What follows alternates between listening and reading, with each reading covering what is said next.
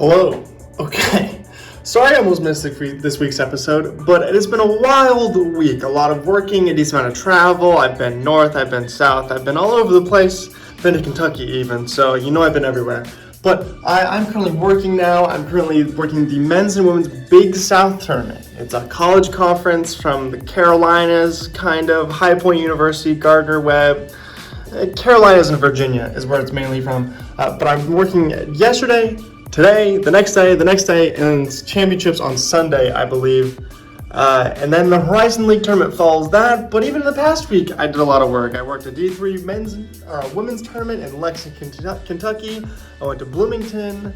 I've done a number of things this week. So while I'm currently working, I'm going to show you a little bit about my day, a little bit about what's going on in the office, but also we'll talk a little bit about what's happened this past week and what's been going on. Okay, so this week was D3 basketball. That was HCAC in Lexington, Kentucky. I was dreading it beforehand, but it turned out to be a really good time actually. I thought it was gonna be like 6 games originally. It turned out to only be 3 games, and I got paid pretty solidly. Only to be in Lexington for about 36 hours maybe, just like a day and a half. Transylvania, who were number 2 in the country and undefeated, won their conference championship, not surprisingly. It was crazy to me though, they're number 2 in the country and haven't lost a game. But even still, if they hadn't won their conference championship, which gives them an automatic bid into the tournament, even if they hadn't done that, there was maybe an argument that they wouldn't make the tournament even though they're undefeated.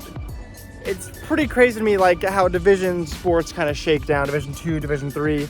It's just a way different ball game. That if you're undefeated, there's a chance you somehow still won't make the tournament. I don't really understand how that works, but I went with this guy named Sean Cruel. He works for SRN. He's an older guy. He's kind of a dad. He's a teacher here at local high schools. He just loves sports. It's kind of a side hustle, although he's actually retiring. But he was a cool guy. He's a hipper. He has kids about my age, so he kind of gets me. He understands me a little bit more than the average old man. So that made it a lot more fun, and I was looking forward to getting to meet him or getting to know him better, and I think I was able to through this weekend, so that was a very good time. So I worked in Lexington, and I came back Saturday night, had my friend Sophie stay on Sunday night, and then Monday night I drove down to Bloomington to stay with my friends at IU. Over here in desk chair sanctuary, but Bloomington. So I went to go see really people that are more friends of my friend John. One of which was his freshman year roommate, and 2 others who are now a pair of twins that they've become good friends with, especially within this last year. I met them online, I played a lot of games with them, and they're some really cool guys. And I haven't met them yet in person, so I figured I had this one day off between hanging out with Sophie and working this tournament, so I figured kind of like the perfect day just to go down and meet them and hang out for a night. So I did that, but also I had a kind of side plan of picking up a PC from my friend John Stewart, who he is actually nice enough to give me essentially a whole PC. I have to still buy a few parts and actually figure out how to put it together, but I have the parts, so that's pretty neat. The biggest part about the trip was just meeting those people that I've hung out with for hours and hours online, but have never met in person. It's always weird meeting somebody that you play games with in person. It's always just, it's not weird because you hang out with them all the time, but it is weird because you're now in the same room. It's just like the social expectations are different. Not like anything crazy because they're just my friends, so we kind of were just chilling, but it can be weird because you don't really know how that person behaves. They could behave one way online and another way in person, but it was just really good to meet them because they're great people. I very much like them. I very much love them. They become some of my closer friends, so it's always fun to meet a person that you've met online in person. Yeah, it was really good to meet them. I'm really glad I did that. All of this traveling and going all over the place, one has reminded me that I'm a young guy, I'm a young person, so I should be kind of using my youth to my advantage and being wild and all over the place and doing as much as physically possible because I have the engine to do it, so why not keep doing it? But that also made me realize that like, in this ever-going battle of wanting to leave Indianapolis or seeing if I should leave Indianapolis or starting my career here or doing whatever, I freelance, so I kind of control my schedule. But also I need to work, and Indianapolis has kind of started me off on a career so far. I have good connections here, I'm almost a little bit established here, so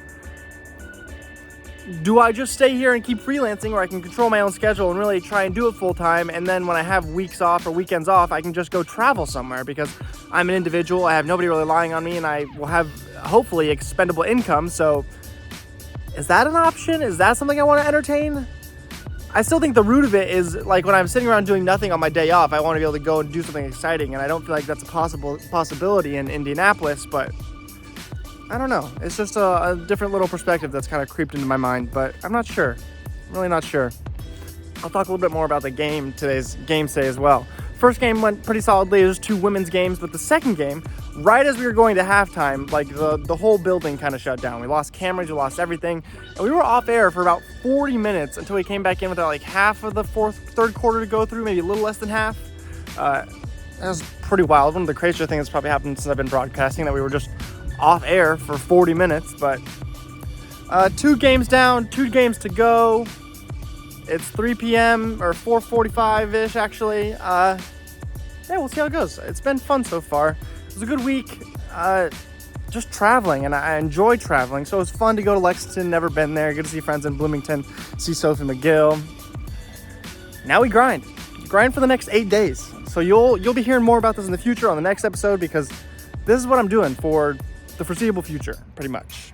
Up until the next week's episode, this is what I'm doing. So we'll see. So I was gonna throw in here a little like studio kind of building tour, but not gonna do that this week. Gonna just be chatting this week, just kind of a catch-up week. Almost missed this week's episode, so this will do. But next week I'll do a little bit of how about a day in the life of a production worker kind of dealio. Show you what they got going on here, what I'm doing, what I do at work. I'll also be in person at a tournament. So we'll see how that goes, but that'll be the plan for next week. But this is all for this week. I'll see you in next week's episode. I've been your host, Matthew Stein. You've been fantastic as always.